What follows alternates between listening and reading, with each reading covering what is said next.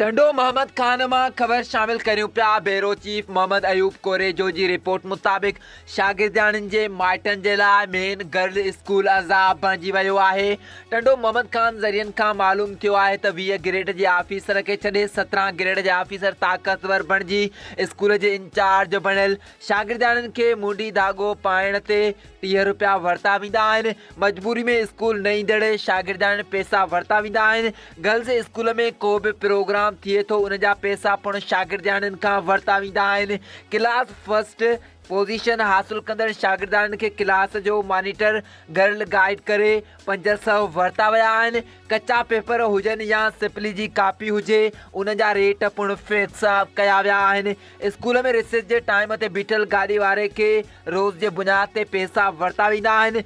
School में क़ाइमु दुकान खोलियो वियो आहे जंहिंखां महीनो फिक्स पिणु कयो वियो आहे। ईअं लॻे थो सरकारी स्कूल न पर हिकु प्राइवेट स्कूल आहे।